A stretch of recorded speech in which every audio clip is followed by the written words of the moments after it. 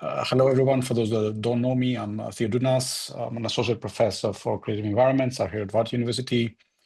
I'm also a director in adventure systems, and we have a presentation later on blockchain digital twins. But this presentation is more about what we're trying to do with a kind of research program on decentralized fabrication that is relevant to both researchers and industry. I'll try and keep it as short as possible and maybe get us back on time so we have more of a discussion, which is always exciting. So the BFAP program is combining decentralized science with infrastructure. It has two grander scopes, and this is to design and create the infrastructure for decentralized scientific practices around cementitious and concrete 3D printing, obviously through blockchain and decentralized storage and smart contract, but also explore the potential of and realize a decentralized physical infrastructure for the production of building kit of parts and 3D printing. So the first part is a decentralized science idea, and the second one follows through for the production of buildings using decentralized physical infrastructure. We are early on in this development, and essentially we are working on boiling down the scientific standards for 3D printed concrete by using blockchain and smart contracts in a verifiable format. Whereas in the deep in space, we are trying to understand the physical infrastructure for fabrication as a kind of decentralized network that could be employed on demand by construction companies, improving on the current fragmentation that exists between design, fabrication, and construction. And we're seeing this as one potential solution for the interconnectedness and integration of design, fabrication, and construction.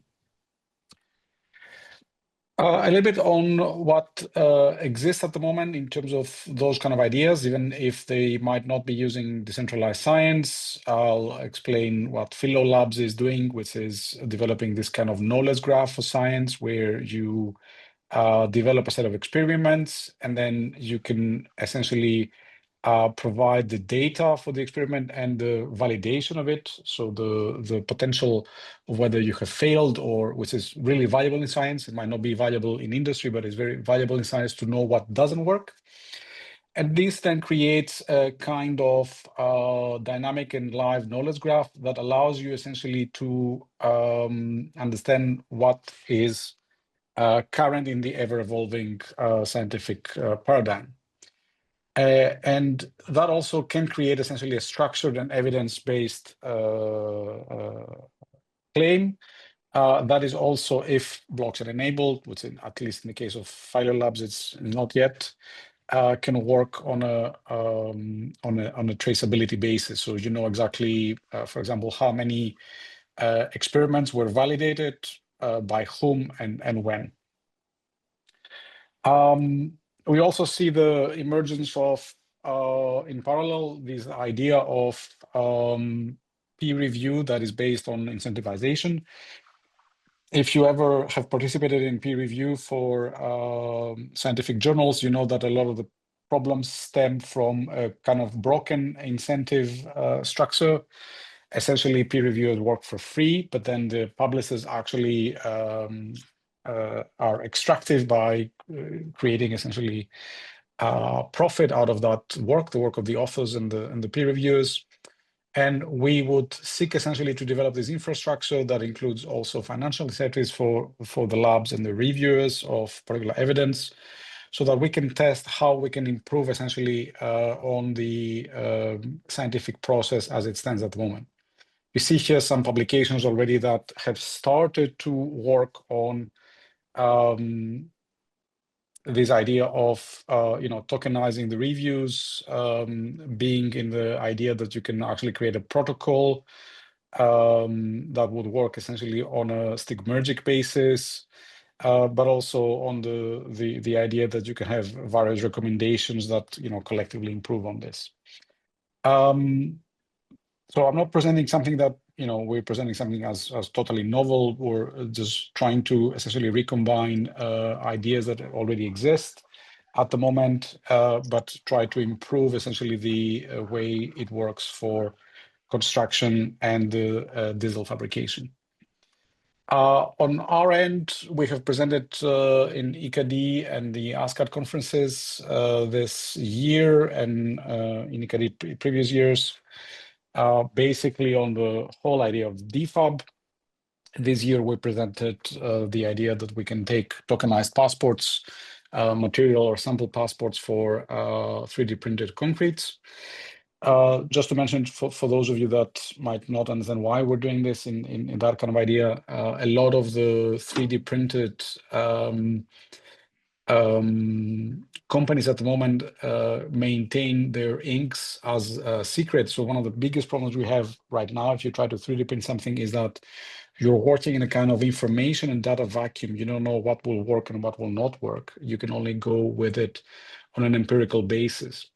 So our hope is that this will actually bring a kind of revolution in terms of advancing the field by being able to share data, validate it, but also create a kind of scientific passport for these kind of samples that you don't need to have the actual lab to trust the data.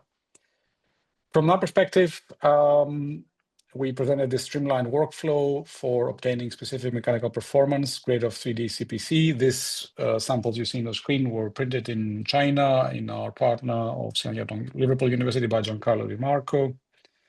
And we are now preparing the blockchain smart contracts to go with it, which we hope we will present in the next 5 to 6 months, essentially. And with it, we will also have a kind of idea of testing registry, validation of labs, but also a lot of integrations with other technologies, including, for example, AI and knowledge graphs.